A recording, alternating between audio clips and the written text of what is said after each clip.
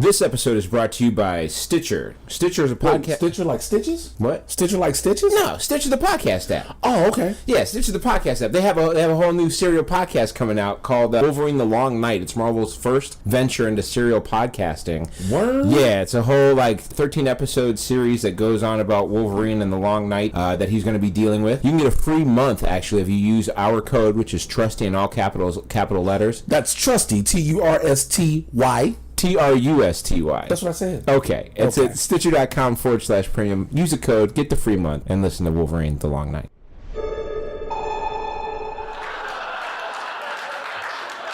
Laugh Factory Network. Wait for it. Wait for it. Who am I? You sure you want to know? What does that make us? Sidekicks? It's the Trusty Sidekick podcast with your hosts, Jay Washington, Bobby Hill. What's happening, everybody? We're back. It is episode 78 of the Trusty Sidekick podcast here on the Laugh Factory Podcast Network with me, your resident supervillain, Mr. Jay Washington. And me, your resident superhero, Bobby Hill. What's going on, man? 78 episodes in. We're already in the month of April. It's April now. Can you believe this? We're getting close to the season finales on CW. Thank God for some of them. Well, shit. Some are about to go. Well, because of the way certain Black Lightning and Legends of Tomorrow are, they're abbreviated seasons. Right. So they only have 13 episodes, and they're almost at their climax. Arrow, we just really need this to figure the fuck out what they gonna do. Krypton is in now. We'll talk about that. We've got 2 episodes deep in there. There's a lot of stuff in Krypton that's been going on. We'll talk about that. Your show, Gotham, and then my show. I wish I could get paid for it. Legends of Tomorrow says I think Legends of Tomorrow is an 18 episode season actually this year. It's 18 this year, yeah. But still, it's a little shorter. But they are getting down to it, and sadly enough, I'm not sad that it's the best, but it's been probably one of the best because shows on TV. No, like we always say, Legends, there are no rules for it. It can be as wild and zany as it wants to be because it doesn't have a canon. It doesn't have a direct storyline it needs to follow. Yeah, they can do anything they want to. But before we do that, shouts out to everybody who's been hitting us up on Twitter, Instagram, trying to ask when is the next episode coming. It's so many of you guys. Next time, I promise I will write all your names down. We're going to do some things special for you. I got something special for a lot of our Chicago listeners at the end of this podcast as well. What's been your past week like? What has your past week been like? It has been a whirlwind of a bunch of crazy stuff going on. Mostly just getting pumped up for what we have coming up next week, which will put us in Chicago. We will talk about that a little bit later. There's been a lot of prep to get that stuff done. I think I've seen Black Panther 14 times or something now. That has filled up a lot of my last couple of weeks. And then a few shows, and then just like I said, trying to get primed up for this upcoming week. How about you, man? It's been interesting, man. A lot of work, of course. Shouts out to the Collider Video staff. I did a dope show last night, which was Saturday night at Radford Hall in Van Nuys. Much love to Laura House.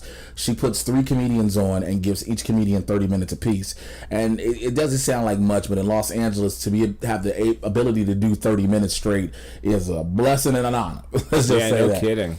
I got a chance to see Ready Player One, which I know this isn't a podcast about that, but it was a great movie, man. Shouts out to Steven Spielberg, which, by the way, cheap plug, I am a part of Collider Video, and we are doing our top 10 Steven Spielberg films, which you can check on YouTube. I think we're at number 6 right now. I am still pissed that The Color Purple is an honorable mention and is not in the top 10.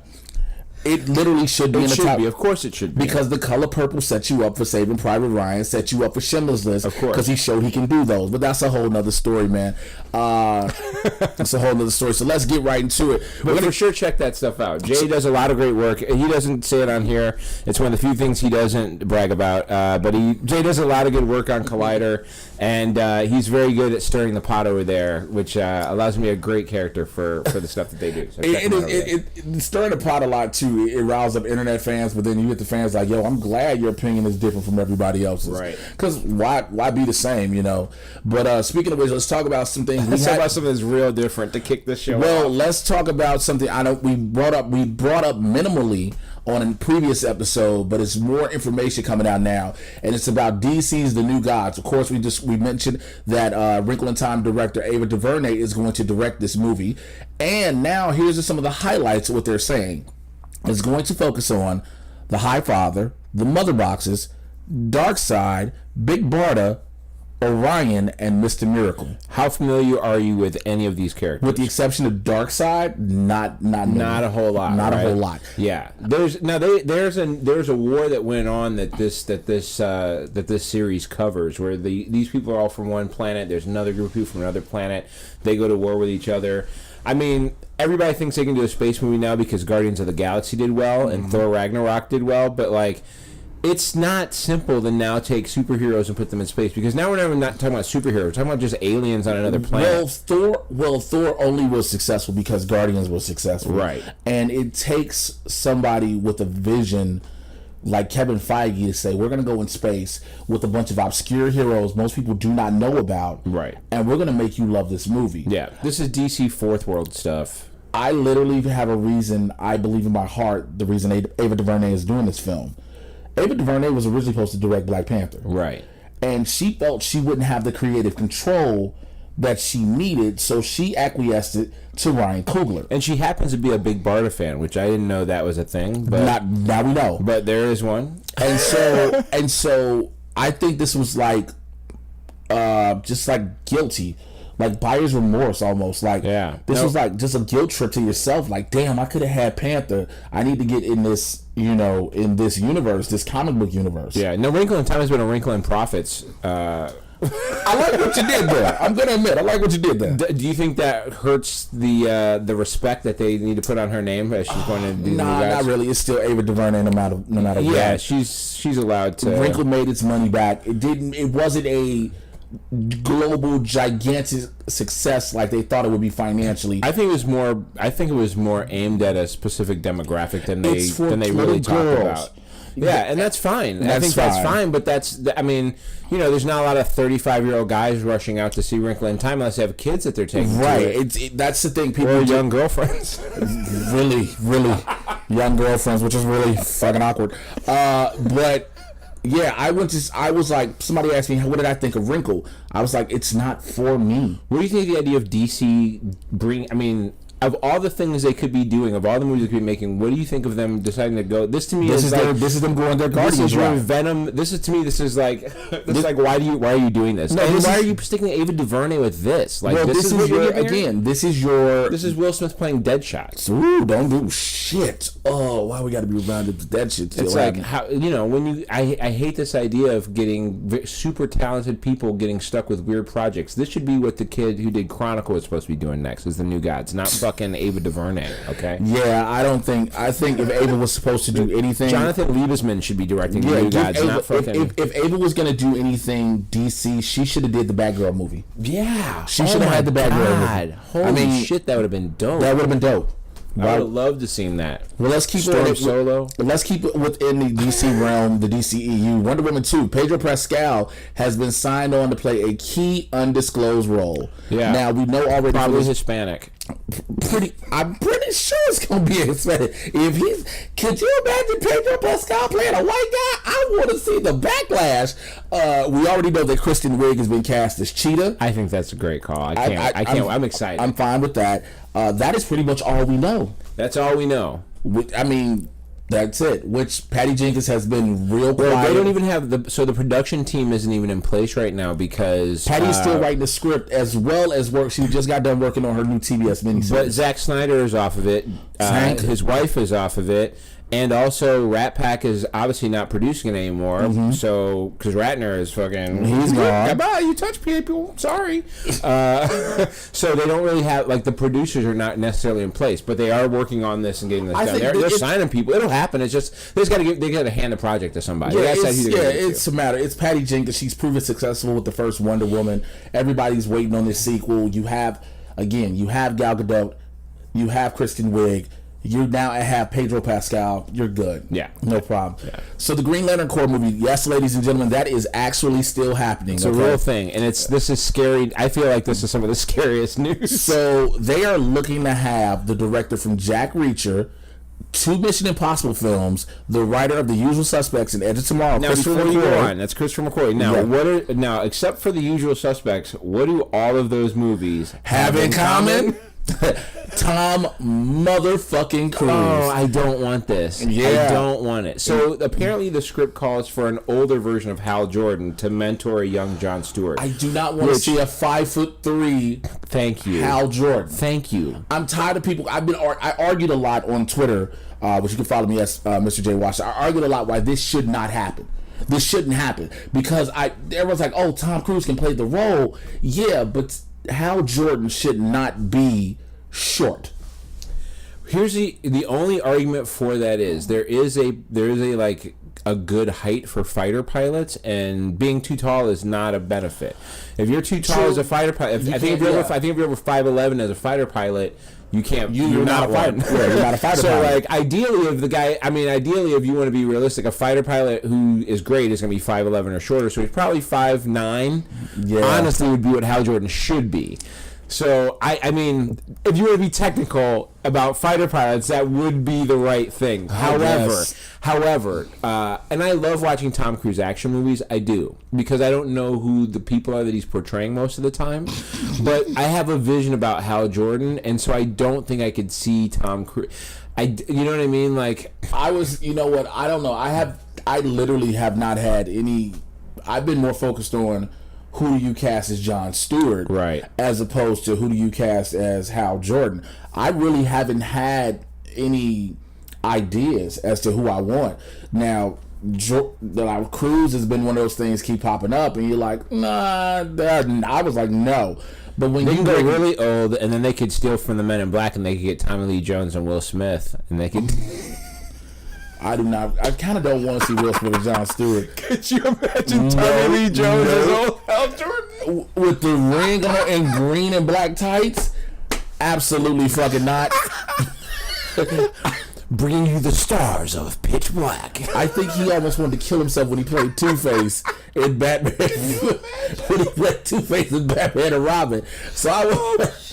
Jesus Christ. Oh, man. And speaking of Batman films, in the upcoming Batman film, it is not going into production until 2019. Why is that? Because at Comic-Con this year, I can put money on it. San Diego 2018. In San Diego this year, DC is going to unveil a slate of 90,000 fucking movies. Like, why he's on there? And at the same time, they will introduce your new Batman, who my money is on, Jake Gyllenhaal. Yep. It's Jake Gyllenhaal. So we know this is actually happening, and whatever. It won't start until 2019. So next year is when they'll start. You got to think about it. When we say that number, it's next year. It's next year. It's a movie that'll come out in 2020, which is probably what they've been talking about anyway. It's a long time to wait for a Batman movie when you've been going on this long, I think.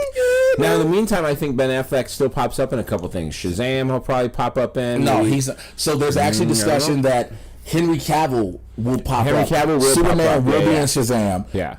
And that's kind of dipped off the radar. There were a couple days where pictures had come out, and they're seeing a couple things. Now they're just like... I think they did that on purpose. They got to the soundstage now, and they're like, all right. I think they wanted you to see what Zachary Levi looked like as Shazam. Yeah. Because that was the biggest argument. I know for a fact, for me it was. I've been adamant like, yo, I don't think Levi should be it. That's a reshoot. Those are reshootable scenes if they need to reshoot. If they need to reshoot it. So the Titan series that is coming to the DC streaming site, Tony Zuko and the Marconi crime family will be on the show. This is setting up to be dark as fuck. Yeah, the idea of what this show was and what it's becoming, as far as what I understand, has changed a lot. I mean, it's gotten darker and darker the more I hear about it. And yeah, so Zuko in this iteration is the reason why Dick Grayson's parents died, and it looks like he's going to be a part of the Marconi family in this iteration.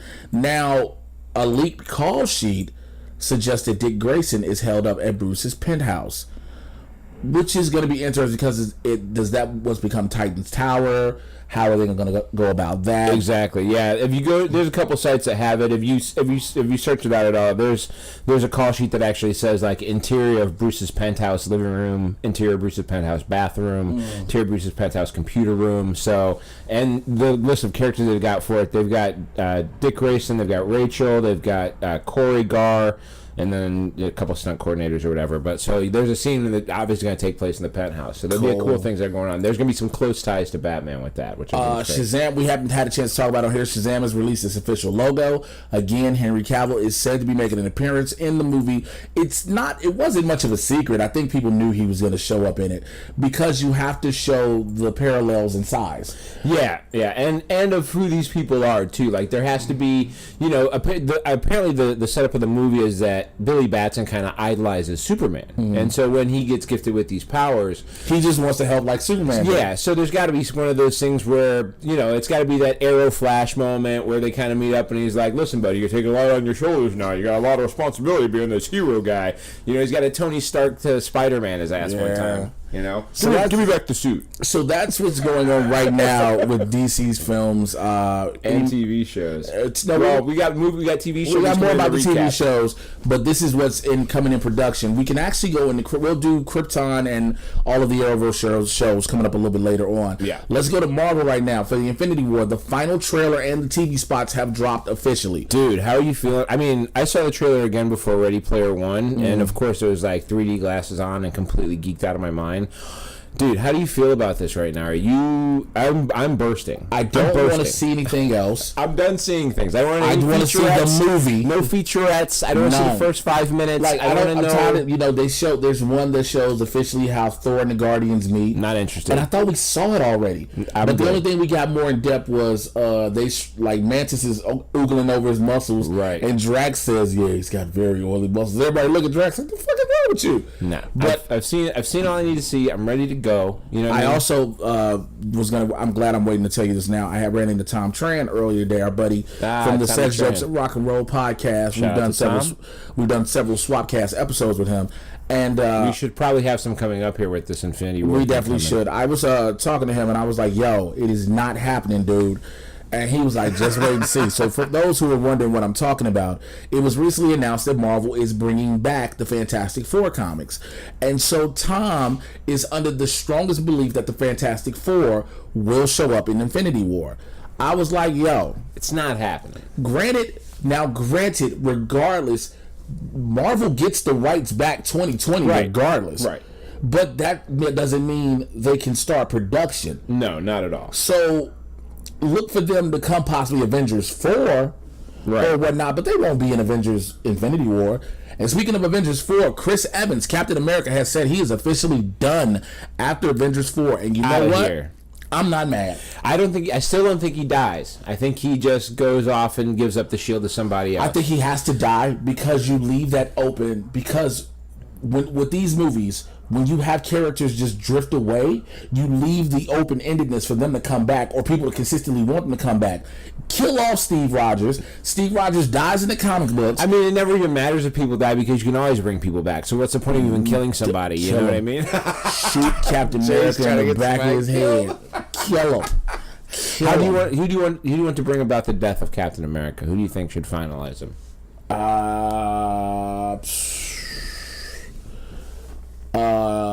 Somebody that supposedly is Hydra still. Because here's what I think should happen. I think that it should be the girl who played Sharon Carter.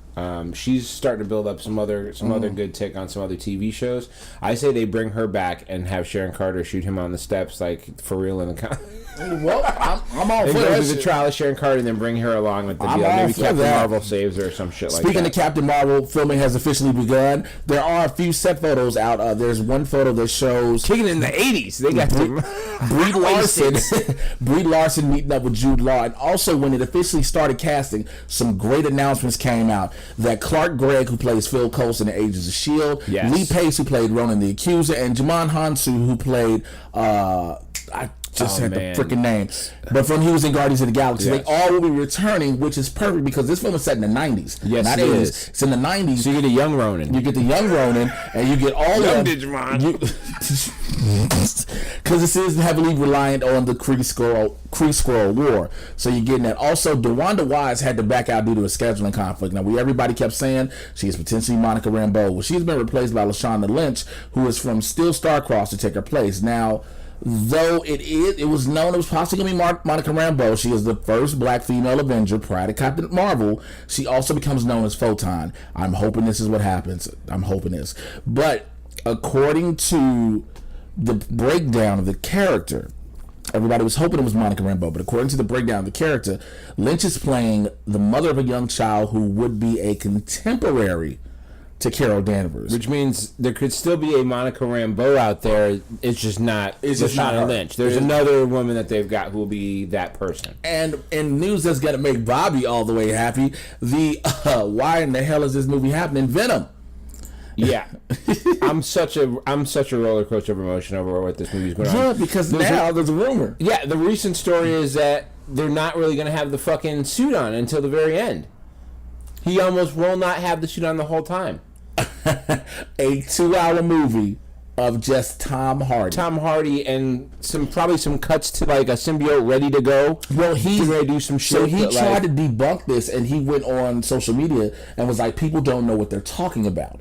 Bruh, I'm pretty sure that you are not in that suit until damn near the end of the movie. I got so excited when I found out that Feige might be playing a role in this and that Disney might already be involved in what's going on. And then you heard this shit. And then I heard this shit and I was like, oh, you guys are fucking killing me. And then the other bit of news that we have about the movie is that the composer from Black Panther, Ludwig Göransson, he's been hired to score the movie. So again, I'm like, oh, so it'll sound great. It'll sound amazing. Well, I watched Tom Hardy run around as the character who is only cool when he's got a big black suit over him. So Deadpool 2, as everybody knows, the last trailer recently came out. We got the official look of many of the characters.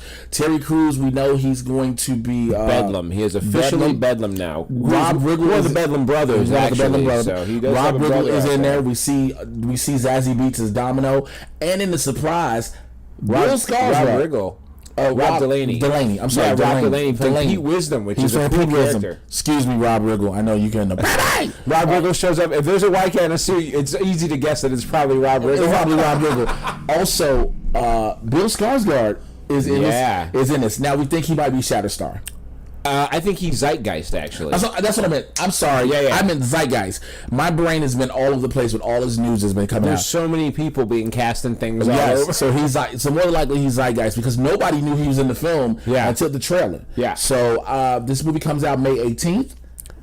What do you think it's going to do? I think it's going to make a shit ton of money, and I think that the dunderhead lowest common denominators are going to probably just go gaga over like crazy. I am concerned that it's going to be a steaming pile of dog shit with a bunch of great action scenes and nothing to hold it up outside of that. That is my expectation. I feel about Deadpool the way that you feel about X-Men movies. That's not fair. That's not fair. That's very fair. That's not fucking fair. That's very fair. I love Ryan Reynolds. He's great in that costume. They got a great outfit for him. I think they're going to be different. The action shit always looks fun, but the story, I don't know. I do think there's going to be a difference. I hope. Because remember, in the first one, it's not shown chronologically. Right. And I think this one will be. Right. Because we've already set up the story. I am concerned now that, so the last movie, they had to cut characters to make it fit and cut guns, and in this one there's a whole new team of motherfuckers running around, so it's like, okay, you went from not being able to afford people to having 30 niggas in a movie but also having 30 niggas and you got money, and it's a Deadpool movie. It's not a fucking X-Force movie. Do you talk about it? What do you mean? Do you talk about the fact now you have money for people? Right. I mean, you know what I'm saying? You got to make it now because now you got a budget you're spending. Speaking of money that's blowing budgets, New Mutants has been pushed back to August. This amazing change in their timelines for these two movies we're about to talk about. Well, it's been pushed back to August of 2019. Now, originally the movie was PG-13 till it came out. Originally it was supposed to be out a week, in a week. This shit was supposed to be coming out in the theaters. April 13th or 14th. This shit was supposed to be coming out next week and on Friday the 13th. Yep, it was ready to come out Friday the 13th. That was what was going to happen. And now you got to wait till August of 2019. So here's the thing. It was originally supposed to be PG till it came out, which means they've decided to go with the R-rated. They saw it and were like, all right, we can... I keep telling people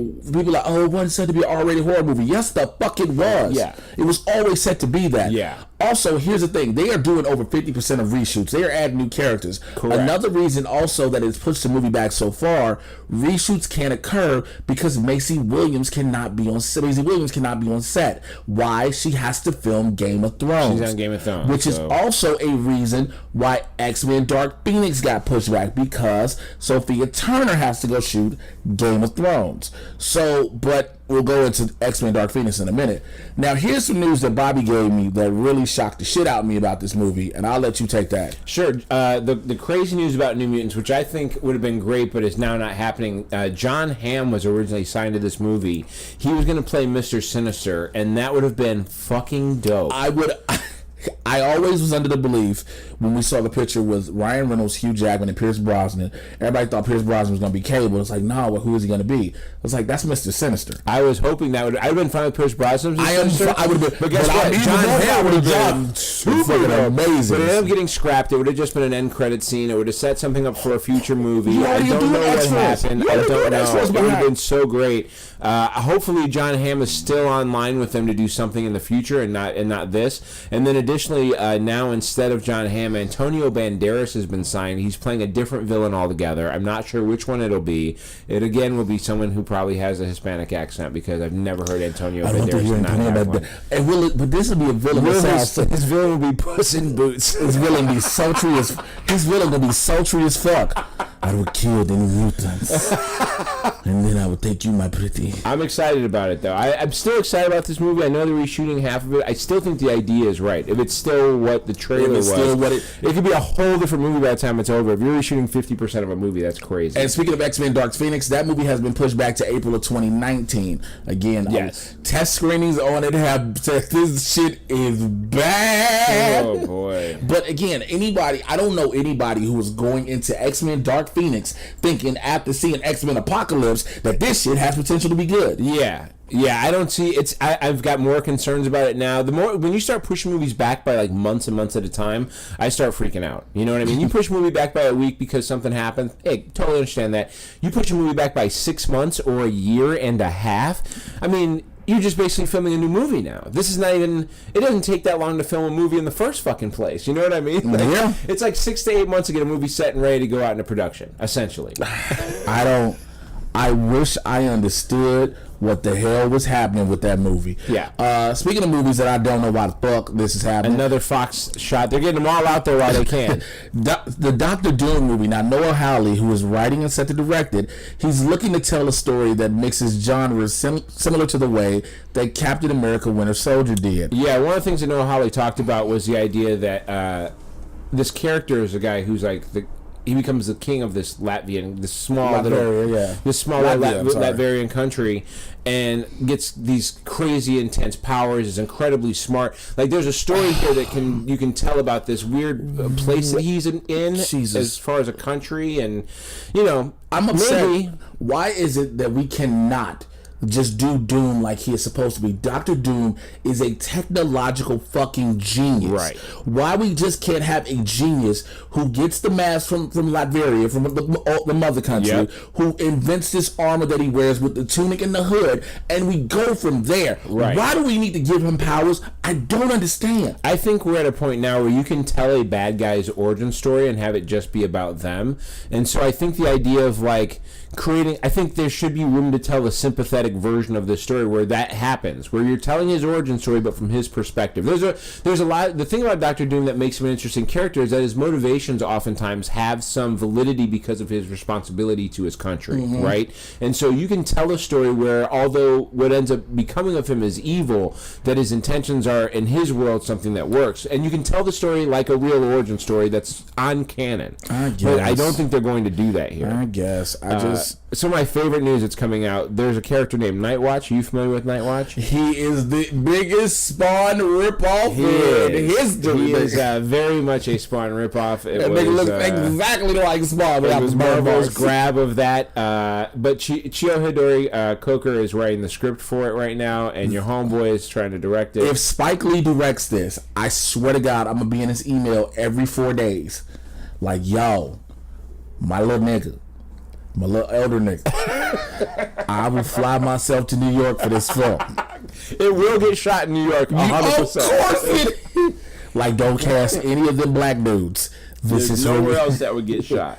So, I mean, it's going to be interesting. Again, if you don't know who Cheo Hodari Coker is, he is the writer of the Luke Cage series. Yep. So, hopefully, which, by the way, I'm hoping he get his shit together come the second half, because we all know the first half of the first season was amazing till episode 7 when you decided to kill off Cottonmouth. What the fuck was wrong with you? Speaking of Luke Cage, one of my favorite actors is joining Luke Cage's season 2. Annabella Sciorra, who's known from Sopranos, Goodfellas, And so much up. Oh my God, there's Jungle so many places. Fever. Oh my, she's been in so many great things. Jungle Fever, which is my favorite, obvious version. Of course, for obvious reasons. I mean, that's my favorite version of Annabella Sciorra. She's been cast as the villain Rosalie Carbone in season 2.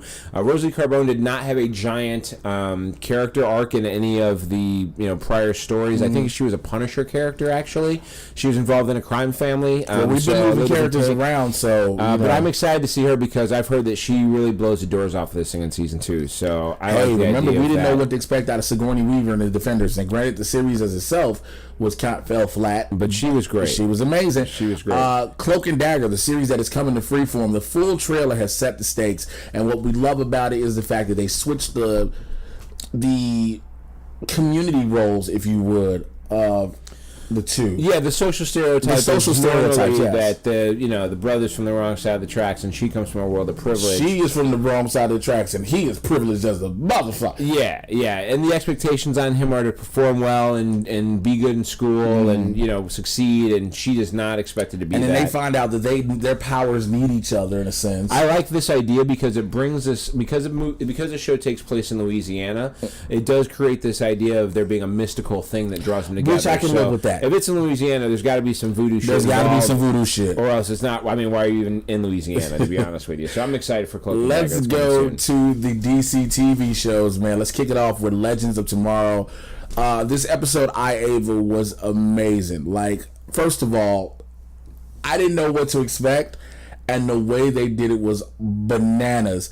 It was a land of Ava clones. Yeah, everybody on this. They went to. There was a certain year they were not supposed to go to. It was right. It was blacked off. There was a certain year and a certain place out of all the time in history. Right. You just can't go here. Yeah. And they find out that there's some hiccups in Ava's background as far as where she's from, her whole deal. Her parents are super awkward. They find out that they're just hired actors, and then they go to this year that's forbidden, and let's find out that everyone in this year is an Ava clone. So now, because we find out in previous episode, Rip Hunter had Gideon delete a file about Ava, and they're trying to figure out why does Rip try to cover this up about Correct. her. What do you think? I got a theory. I'm not really sure. Obviously the concern is that Ava is a clone. Obviously there's the concern on the show, which I might agree with, is that she might be an anachronism. I'm concerned that because it's been voiced on the show that's not going to be what the case is. Yeah, they already said, do you think she's an anachronism? Yeah, and I was like, that might as well cancel that one out. She's not going to be an anacronism. What do you think is the deal? I think Rip was in love with the original Ava. And she was dying, and whatever point in time he went to had her cloned to keep that memory alive. Yeah. Because Rip Hunter has been known for fucking up the timeline just as much as the Legends. He does fuck up the timeline. He is not a perfect time dude. The relationship with Amaya, Kawasa, and Mari tie-in, now we're seeing more. That, to me, that's weird. We're now seeing more of Mari, the other vixen. And I'm like, are you guys bringing her back? Is she back for her job back? Yeah, it seems like they keep hinting at her like she may have a shot to show up somewhere. They're trying to keep a thing hot. But I do like the idea that they're really kind of delving into this. Obviously, each of these episodes has gone to the concept of these totems and their need to find them. And there's really an actual connection between what each of these totems represent and who these characters are. Did you see the article that called it... DC's attempt at the Infinity Stone? Oh yeah, and we've talked about this in the past, and we talked about this the other day about how a week before Ant-Man came out, or a week before Civil War came out, he was gonna embiggen himself for the first time. A week before that happened, Ray Palmer had a giant fight. Remember, it was Adam versus that giant thing, that giant robot thing. Yep. And so they have done this consistently. They love to do this. They love to needle any type of big thing that Marvel has coming out. They love to needle them with something. This is 100% them taking the piss out of that. But I love the fact what they've shown, how Kawasa was like, yo, you gotta die. Yeah. Because if you keep living, I won't live. Yeah. Like, you just don't she was going to kill Nate. How do you like Wally's addition to the team now? Where every time something happens, he's just like, all right, give me a second, boop, boop, boop, boop, and he's back. And he's like I don't think they fully understand speedsters, and so it's just for him. It's a beautiful, just little run thing. Damien Dark. Listen, I've always been on this podcast preaching about my love for Neil McDonough. Is a badass man. This man is open. He's got Nate tied up. The way these two dudes are bonding, probably beating the shit out of him, torturing him. And now he's bonded because he can't understand what's going on with Nora. He's like, well, I'm trying to be a good dad. You know, honey. It's funny because Damien Dark is starting to get moments with each of the legends where he has these, like, he spent time with Ray, he spent time with Nate, and he has these moments where he starts to open up, and there's a humanizing that happens that does not happen with villains in movies at all. Well, because the humanizing part is he's a father. Right.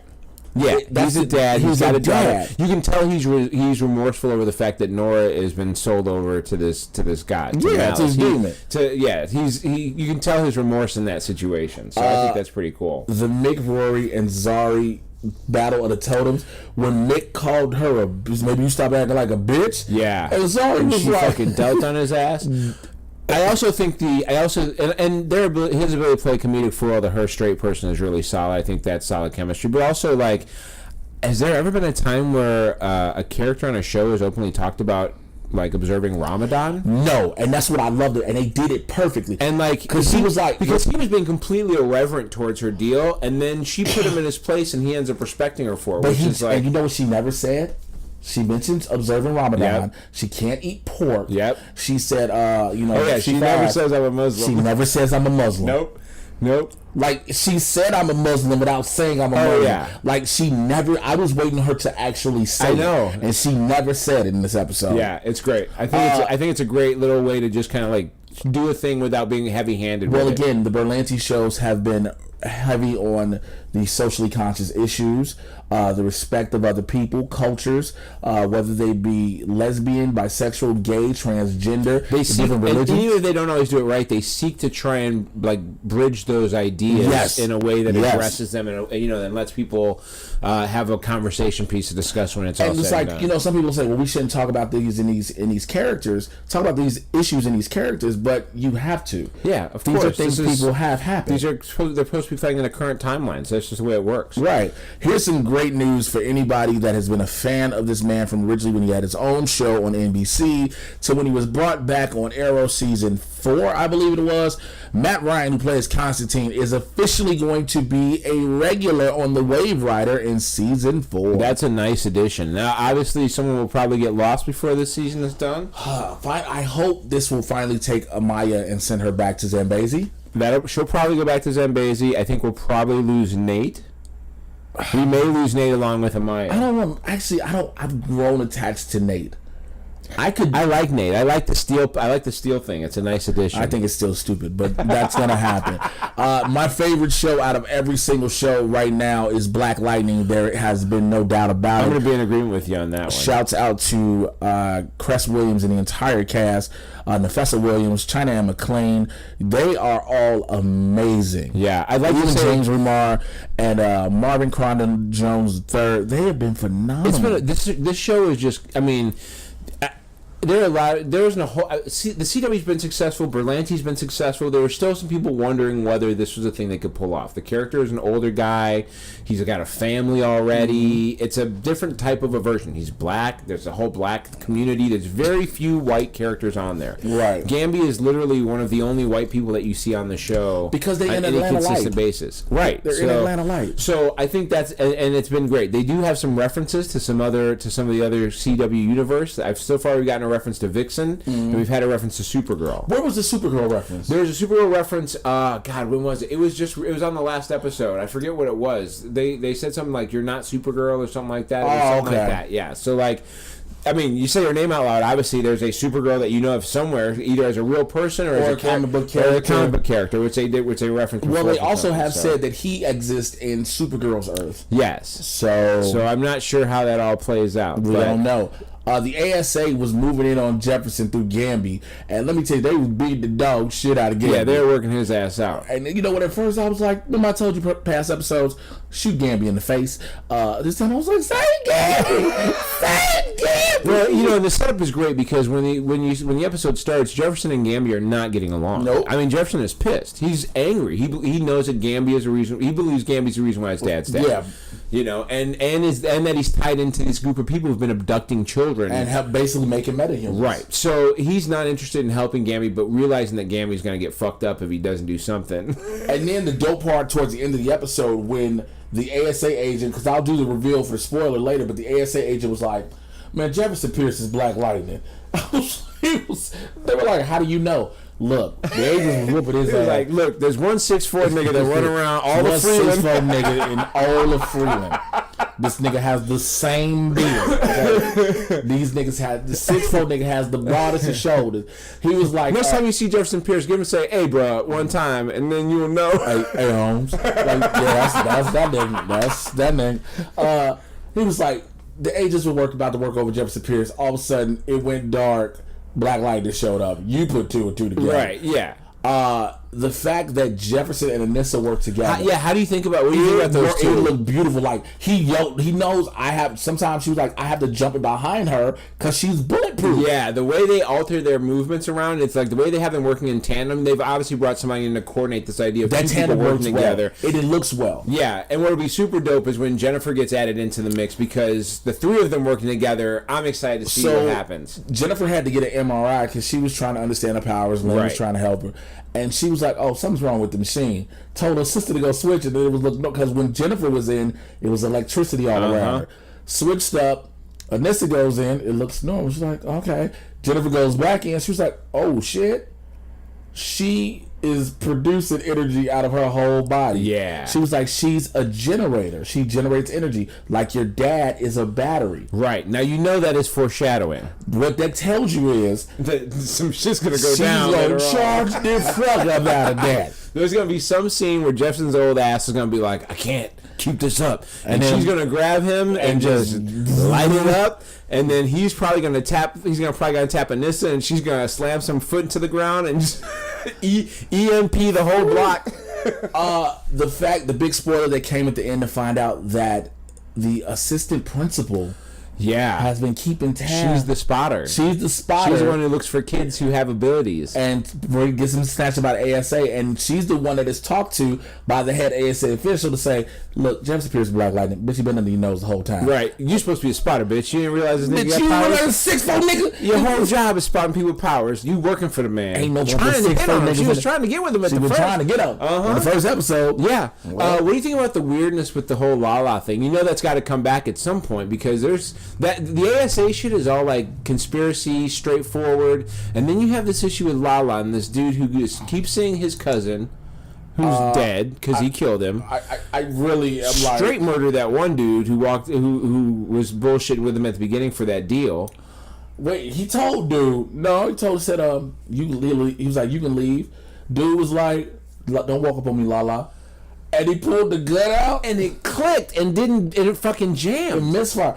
And then when his boys was like, how did you know the gun was gonna misfire? He was like, I didn't. I was like, ooh. He just ain't gave no shit. I just don't understand. I mean, is he invincible? Is he immortal? So there's there is some type of, again, voodoo style quotient that's going to be going on here. There's you already had Jill Scott's character, even though she's dead now. She was doing that weird shit where she was talking about albino dust and fucking stuffing that one cat full of shit at the beginning anyway. So that's just what's going to be going. There is a version of this that's got to be dealt with on that level. Obviously, the whole electrical pulse shit is going to have to deal with that in some manner or another. Arrow, the last of the CW shows. Here's what upset me at the very beginning. When they did the Thanatos Guild, they brought in Athena. Right. I really want to know what was Lexi Doig doing that they couldn't bring her in. Because we were supposed to see Talia versus Nyssa. Right. She didn't die on the island. So do you think it's a contract issue, scheduling issue? I'm hoping it was a schedule. Again, we're dealing with real life people, so that's how that thing often goes, right? You end up with something like that. I don't know how I feel about this. I like the shift that they made when they went from Caden James to Ricardo Diaz, and I like when that was a thing that's going on. I feel like this is a distraction so they can get rid of a character, which is essentially what it was. And it's not as good as the earlier one that they did. When they did the Slade Wilson send-off, where they did 2 episodes with Slade Wilson, that shit was a lot more entertaining. It worked. Because Slade Wilson has a history that we like. I don't know who this Athena chick is. She just seems like a standard issue. She was just one of the chicks that was in the league who got she's a member of the League of Assassins. Fan. Right. She's a member of the League of Assassins before, right when Merlin was Ra's al Ghul. Yeah. And that's it. I mean, there's nothing. We do get the return of your friend. Yeah, shouts out to Katrina Law coming back as Nissa al Ghul. She is so great, actually. Yo. She was the most entertaining part of the whole show. The fact she kept getting on Felicity's nerves. Oh my God. Every time she called Oliver husband. She's like, hey, sister wife. Sister wife. Oh, she said sister wife, and Felicity looked up like, bitch, are you out your mind? But Felicity had to keep her mouth shut because Nissa would just slaughter her, right? And Oliver wouldn't be there in time. Yeah, I love that she annulled their marriage at the end and let on that she's been just kind of fucking with them the whole time. Yeah, you know, like she does a great job on the show. It's a shame if we don't get more for when this goes on, but I do like the idea of her and Thea and Roy going out and trying to find the Lazarus pits. Yeah, so we find out that there's a map, and the only way it can be opened up is with a Merlin's blood, namely Thea's blood, and we find out there are 3 new Lazarus pits, which I am pretty sure leads to the return of John Barrowman as Malcolm. I don't think either he did die on the island, or one of the members of the guild found his body or found his ashes, and they're going to drop him in the Lazarus pit. Well, if a little piece of news that's for sure happening is that Tommy Merlin is coming back for the season finale. So we are getting we're getting Katie Lotz and Tommy Merlin. So I know Katie Lotz is coming back. I think we're coming back. I think this is all coming down to a Lazarus pit chase when this gets all said. I think and it's done. a flashback. So I think it's a giant. There's flashback. definitely gonna be a flashback. I think there's a Tommy Merlin and a flashback thing that's going to happen for sure. But we are going to get some Tommy Merlin before it's over. There's another bigger issue at play though, and that comes from inside the actual good guy squad. This is the dumbest problem ever. So for those who watch the show, you know that this whole season has been about Oliver being under investigation for being the Green Arrow again, right? With supposedly more proof. And so once the FBI got involved, Oliver couldn't become the Arrow. He had to give the hood to Diggle for a while, to kind of take the heat off of him. But then when shit got real bad, he took the hood back. He was ready to come back in. Now Diggle is like, yo, fam, you gonna give me this shit back? I'm gonna try. I'm down to be this Arrow. I'm down to do this. You gonna give me this shit back? Nigga now. And Oliver's like, no. Nah, I'm Arrow, dog. What the fuck you think this is? This I think is a dumb thing.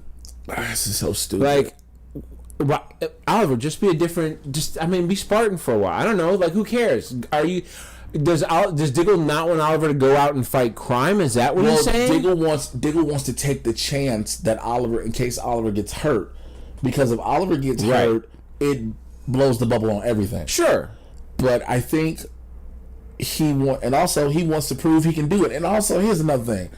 You can't convince me that a big stocky nigga is the Green Arrow because now he's shooting a crossbow.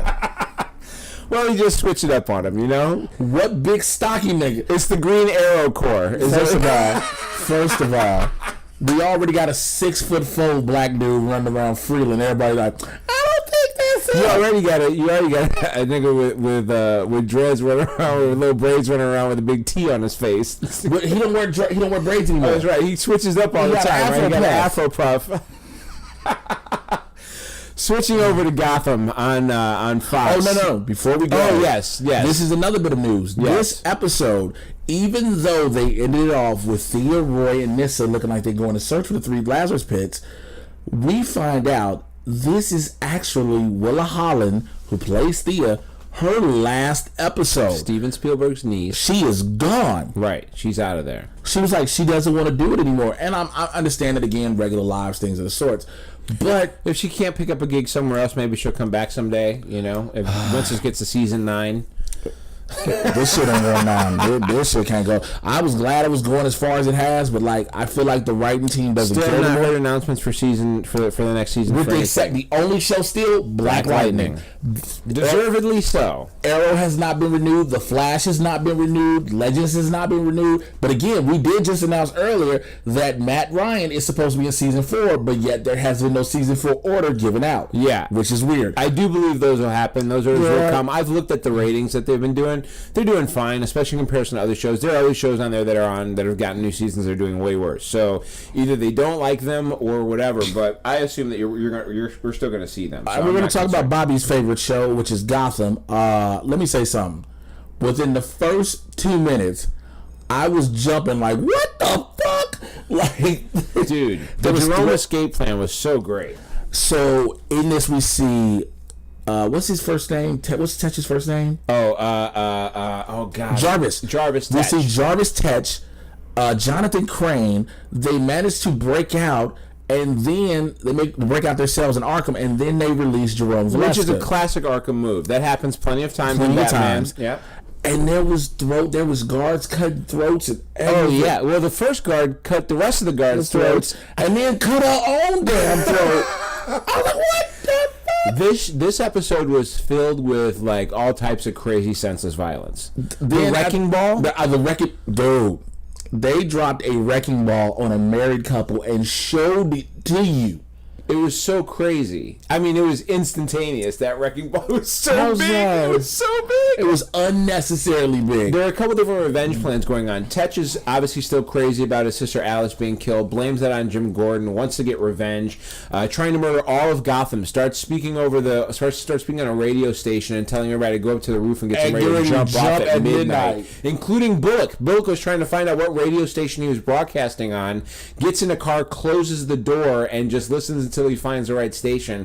And so Bullock is up on the roof also until Jim figures out that's what's going on and gets to the station. Well, and then Jim figures out because Tetch even told him if anyone tries to save them, they'll jump. Right. Or they try to save themselves, they'll jump. Right. So Gordon said the smartest thing ever. Save each other. Which is obviously a great metaphor for what Gotham is really about, right? The city has to save each other. That's what it's got to be about. The Jerome revenge plot ending up at his uncle's diner. The whole 3 soup deal, which is the basis of what the story is about. Yep. That whole story was wild. Him dealing with his uncle and who was abusive as hell, and just taking that soup to the face like he didn't give a fuck and still getting up. Shot his uncle in the head. Didn't give a fuck about that. In the back of the dome, like. And was helped out by Bruce. Yeah. Was helped out by Bruce because his uncle had brought in one of the big freaks from his sideshow. Yep. And Bruce helps him. And these were the clues that supposedly he's the Joker. Right. Because he was like, oh, we could keep doing this forever. And things like this. The duality of these two characters. I need him. And their attachment to each other. Yep. You know what I mean? That thing where Bruce is telling Selina, I'm responsible for him. So, as long as this Jerome Valeska character is on the run, Bruce will always have a need to go out and do something about him. As long as he's still out there doing a thing. Is he the Joker? They keep playing it off like he isn't. Because even I think it would be so crazy for him not to be. Because even at the very end of this episode, they do him in the suit, but it's not purple yet. It's not purple yet. Something may drive him. It has the tails. It has the whole thing. Something may drive him to change the color of that suit at some point. So I could easily see that being something that happens. If this is real quick before we go further. If this is the Joker, right? Are you fine with this origin story they've set up? I know that the normal idea is that we're not supposed to know about the Joker's past. Right. I do understand that. But if you are going to try and create some version of an origin story, you could do a lot worse than this, honestly. And I think especially with the actor playing the role, you could do a lot worse than this. Well, remember, let's not forget the Killing Joke. The basis of the Killing Joke is the Joker is a failed comedian. Correct. A failed stand-up. Correct. If that was the case, a lot of people we know be out here murdering people. Yeah. But what they're doing, like the scar, they show how his scars come to be. Right. And all the scars are indicative of him being the Joker. Yeah. He now has the everything is representative. Right, because he has the smiley face smile now. Yeah. I mean, the laugh, the walk, it's very Heath Ledger-esque in the way that he does it. I mean, he is giggling over things that he shouldn't be giggling. Yeah, there's a lot of that. The way he just takes a being and just kind of is like, fuck it, I like this. This is fun for me. I just like, embrace it. Yeah, his embracing of the shitty things that happen to him seems very much like the actual Joker. Bruce and Selina. Yeah, you know, so the thing I feel about with both Jerome Velasquez's character and Selina's character and Bruce is that there is a thing where it's almost like a professional courtesy that these two people will always know that Batman is Bruce Wayne. Yeah. That, like, as life goes on, at some point Bruce is going to decide he's got to put on this mask because he risks going to jail or exposing himself. But these characters don't want to expose him. They have an interest in him in multiple Joker needs a Batman at some point. He needs something more than Bruce. You know, he can't just fuck with Bruce Wayne. He needs a guy to fuck with. So he wants Batman to exist because he needs a guy a foil for that. And Selina won't stop doing bad shit, but they have a bond so deep she would never turn on him. And that's what I think this show is kind of trying to create, is how can you have an enemy that you know so well that wouldn't give you up, that would let you on that. These are the things that I'm confused about what they do. And it's obviously absurd. It's the obviously relationship with Bruce and Selina. But when he was about in the comic, they're engaged right now. Yeah. And in the comic, they went on a double date with Lois Lane and Clark Kent. So openly.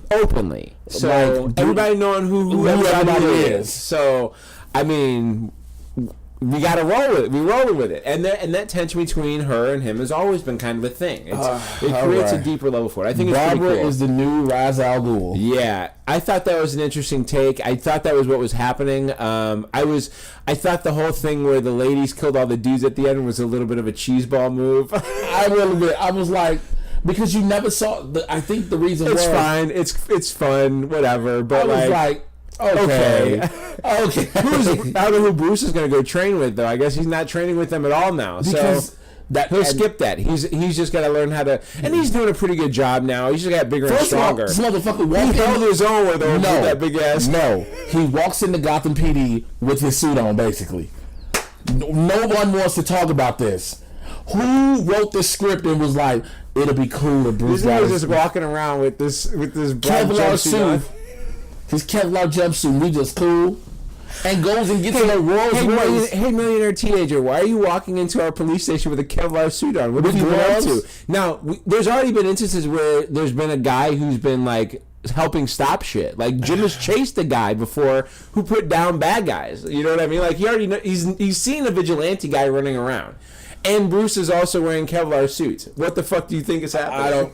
So Barbara is now the new Ra's al Ghul. She keep telling Tabitha to shut the fuck up. Yo, Tabitha ain't gonna take too much more of that abuse. I love Barbara Keene. I will say this. I didn't say this because we didn't get to it last week before we recorded. I am so pissed off at this show for one thing only. What's that? Fucking over Solomon Grundy. They may re-Solomon. No, don't do that. Fish Mooney's been all over the board. Don't do that. The River's been back and forth. Don't do this. He could Grundy again. He could re-Grundy.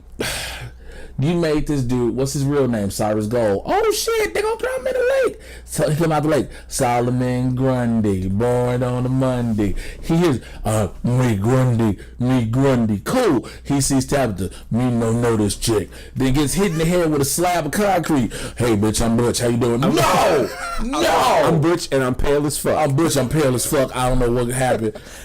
No, I'm ashy as shit. If I had some lotion, I got some Burt's Bees. He looked like Leonardo DiCaprio in that movie got fucked by the bear. In the Revenant, look like, hey man, look, I got a couple scars. Remember his lips look like? Yo, his lips look like a hawk had picked at him. Fucking lips. His lips look like 17 bees was just clowning around in his mouth. Last show we got one of the last DC shows. We got to stop. The fuck you been smoking on, chalk? Krypton. There's a lot going on in the first 2 episodes. It is really a lot of setup. Oh my god. Adam Strange is there with Superman's cape, which looks like it's got silverfish in it.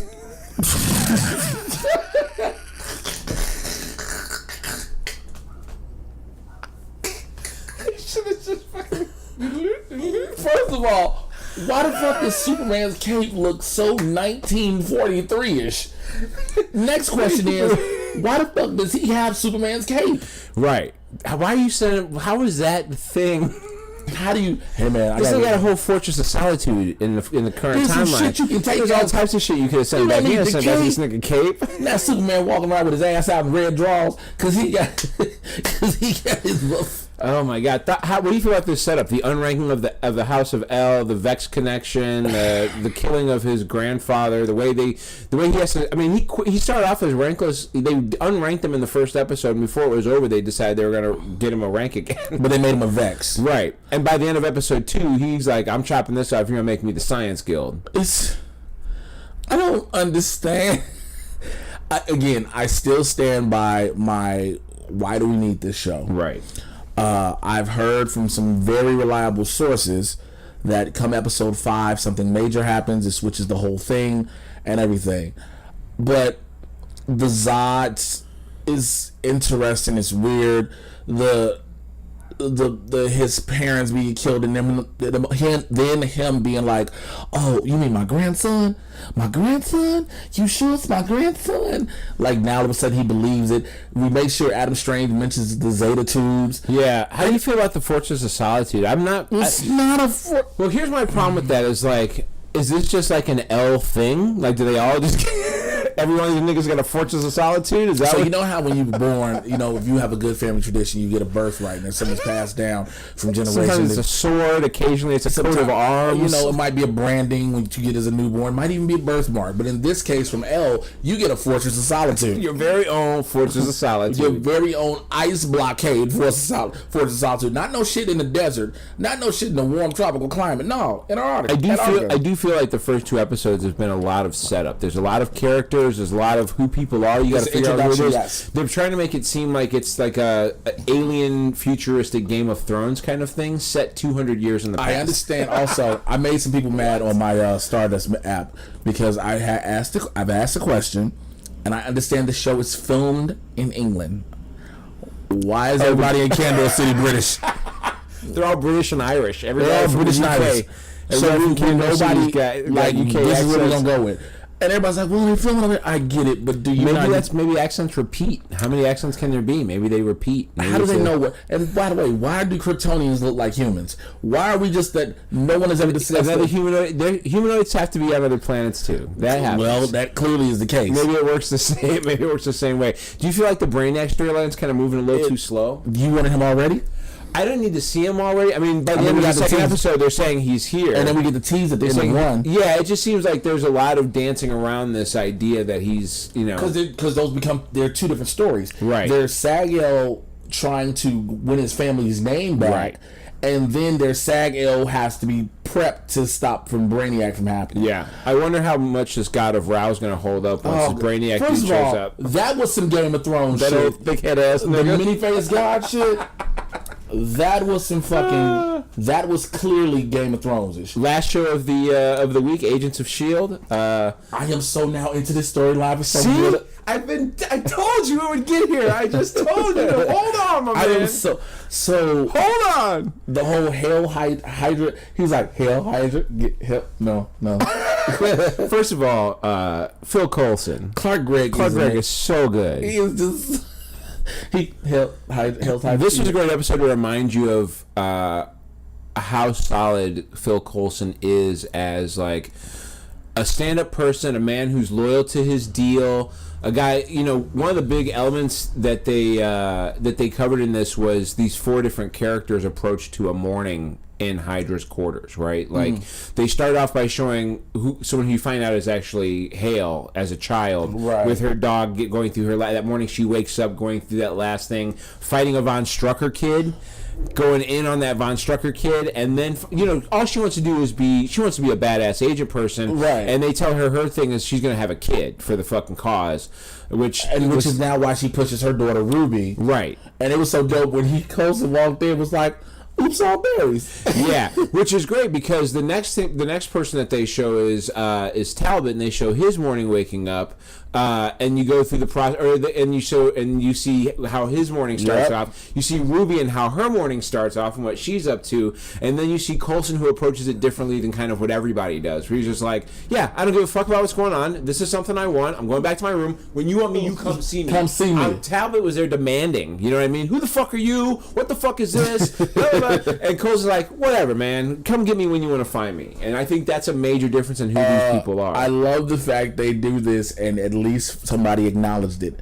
Coulson finds out about the Confederacy. Yes. And he was like, and we not know the Confederacy ain't no good thing. It's not a good thing. Yeah, Confederacy is not a good thing. It's not good. I love that when he goes, oh, that's some alien thing? She's like, well, how would you know that? And he goes, well, I see that weird-ass writing on the side. Weird-ass writing on the side. What do you think of this whole deal, the Confederacy? Is this going to be something that ties into the Infinity War? Because I'm assuming that ship that we saw is Thanos' ship. And what great war is coming? People say they try to separate these two, but there was a reference to Steve Rogers in this episode. There's also we also already know that they have written this as if it's going to be the end for this show. So right? if it's going to be the end, why don't you go right into Infinity War? Yeah. I think it's somehow connected, but I wonder what the fuck type of aliens are those? I don't know. I do know that what I believe is the last episode of their season is April 13th, which is before Infinity War. And if it's not, then their last episode is probably the week after, which is still before Infinity War. So they have a chance to tie the season up because with a perfect setup that will take you right into Infinity War, motherfuckers. And people will say, slam dunk of all time. But people will say, what if the episode comes out after Infinity War comes out? But you forget, like idiots, Marvel moved the movie up a week. Yeah. So it probably was timed perfectly. It's going to be on fire. So, yeah. How do you feel about the Fitz and Daisy issue? I mean, that was crazy the week before where he fucking yoked that shit out of her head without her permission because he knew that she was the only way to do it when they had the breach going on. First of all, he became who he was in the framework. And they thought they were seeing shit. And he was like, "No, this is me." Yeah, it was just all him. Just fucking plucking shit out of this woman's head. She was like, I will fucking never forgive you for this. Then they lock him up, and this episode is really about the fact that he is right. I mean, yeah, he's right. He's just mentally fucked up. I mean, but you go through a lot of shit. You be kind of fucked up too. Yeah. We get to see the bionic arms, which shouts out to the bionic arms. She got her arms on, and it's the key for Simmons to realize how everything was supposed to end up being okay because Mac talks about how Yo-Yo is acting like she's invincible because she realizes she'll be alive at the lighthouse, and it convinces Simmons to go to Fitz and go, "This is all going to work." But out also somehow. to tell Fitz that Deke is their grandson. And he was not into that. He was like, "Oh, what the?" So you're back in on this season. You know what? I am definitely in on this. I was leery of the whole space thing because again, I'm always of the mind that Agents of S.H.I.E.L.D. is in the MCU timeline correctly. Right. And so them going into space and the world is blown up, which, by the way, the whole thing that's what Coulson is trying to stop because now the destroyer of worlds, Ruby wants to be it, but they force it. They want Daisy Johnson to be it. They want Daisy Johnson to be it. But the whole thing that happens is supposed to tie into what's going on. And we know what the next big thing is. We know Infinity War is around the corner. Serious question. If you are Kevin Feige, do you show up to the Infinity War premiere buck-ass naked?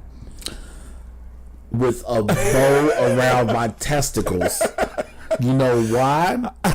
Because I did this. You fire me for showing up naked to the fucking premiere? Go ahead. You bitches wouldn't have this without me. I am a 10-year nigga in this. I am having jingle bells for earrings, a bow on my balls, and getting a weave ass print on my ass cheeks to say hi bitches. Like, I'm not playing. And matter of fact, my socks are gonna be elves. You understand what I'm saying? But I would get carried in. I would get carried in. I would have on the back of 18 pygmies. I would get children to do it. Because you little bastards owe me. I would have little kids. They were like, "That's child labor." Not if you get enough of them. There's 27 of them. These motherfuckers are just trying to strengthen endurance. It's like carrying a book bag. That's all. It's strengthen endurance. If I'm Kevin Feige, I walk in with fireworks going off. I have pyro like it's Russell fucking Mania. Jay, what do we got going on this week? Life. So this week we are back in Chicago. One of the biggest things for all the listeners this weekend is the Chicago Comic and Entertainment Expo, known as C2E2. It goes down Friday, April 6th through Sunday, April 8th at the McCormick Center. McCormick Place? Jesus Christ, I haven't. Where are we going to be? At McCormick Place in Chicago. In Chicago, 2301 Lakeshore Drive. No, Martin Luther King Drive. That's the area. That's the other side of the Lakeshore side. Just look up McCormick Place. Just look up C2E2. That's where it'll be. We will be there. We will be. It's Chicago's Comic-Con, basically. Yes, we will be doing interviews, getting reactions, talking to different people. We will be there all weekend. If you see me, stop, say hi. If you see me, stop, say hi. Do me a favor. I was like, if you see me, push the fuck on, okay? I wouldn't blame you. Here's the thing I ask of everybody. If you see me, make sure you yell his name really loud. No. Don't do that shit. Yell his name real loud. No, this is the thing I don't want you to do. Don't stop, look, point at me like, is that? Because if you got to point at me, it's me. Stop. It's fucking me. Now, what I would like you to do is stop, look, and point at him. In other words, don't listen to what Jay wants you to do at all. So we'll be there. I've got a lot of stand-up shows coming up this week. So I'll get into Chicago on Tuesday, April 3rd, and I will be at Top 10 Tuesday, 7:15 p.m. at the Laugh Factory on Belmont and Broadway. After that, I'm going right down the street to the Beat Kitchen for Chicago Underground Comedy. Then I'm going right back to the Laugh Factory for the 9 o'clock show. I've got a bunch of other shows coming up, and I want you to check out my website, jwashington.com. Wait, is it updated? You fucking right, it is. Holy shit. Jay's got an updated website. Damn right. How can people find it? You can. I just said it again, jwashington.com. What about your other social media? J-A-Y. Let me do this right quick, okay? Shut the fuck up, Bobby. JAYWashington.com. I want you to make sure you hit me up. If you're in Chicago and you want to get free tickets to any of the shows that you see on my website, text my special line, 818-261-4387. Wait, you have a special line? Text me, 818-268-4387. Text me with the word guest, your name, and how many tickets you want and which show you want, and I will have you down on my list. Again, the number is 818-261-4387. Text me with the keyword guest, then text me your name, how many tickets you need, and what show you're trying to see me at, and I will get you tickets to that. You can find more information from me at Twitter at Mr. J Washington, MrJaywShington. Instagram as well. Find me on the Stardust app. I do quick 3 to 30 second reactions on favorite TV shows and movies. I did one for Roxanne, the Netflix documentary about Roxanne Shante. It is an amazing film, and more. So, Bobby, how can people reach you and what you got going on? Yeah, I will be in Chicago as well. I get in late night Tuesday, so I'll be at Boy Girl Sleepover on Wednesday, and then a bunch of shows at Laugh Factory throughout the weekend, and then at camp the following Monday. You can find me at itsbobbyhill.com. You can message me directly through there if you want guest tickets to any of my shows. You can also find me on social media at mocha_Jesus on Twitter and Instagram. It's Bobby Hill on Facebook, and it's bobbyhill@gmail.com if you just want to send me a message. Go ahead. You can find us, the show, the podcast, on Twitter at Sidekick Trusty, Instagram Trusty Sidekick Pod, and you can email us TrustySidekickPod@gmail.com. I was like, I don't know why you're doing this. This is so much. No, because it's so much shit. I gotta remember. TrustySidekickPod@gmail.com. Also, make sure, like the announcement, like you heard at the beginning of the show, go to Stitcher.com, use the code Trusty, and get a chance. Listen to the new serial Wolverine podcast. Yeah, it's called The Long Night. The Long Night. So again, the information was in the beginning, and you will hear it again at the end. Is that all we got? That's it. All right. With that being said, we wrapped up episode 78 of the Trusty Sidekick Podcast here on the Laugh Factory Podcast Network with me, your resident supervillain, Mr. J Washington, and me, your resident superhero, Bobby Hill. We will see you all in Chicago this week. We will holler at you all who listen to the podcast next week. We probably will do one right after C2E2. Yeah. So we'll holler at you. Long story short, take care. We are out of here. Peace. That's what's up.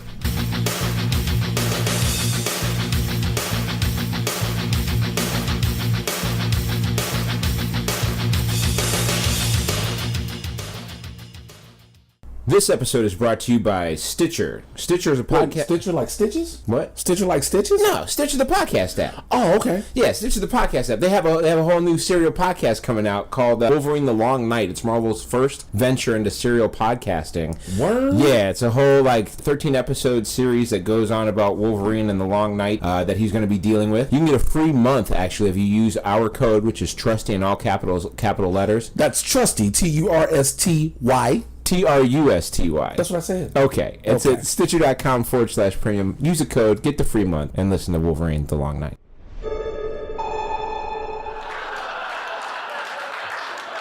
Laugh Factory Network.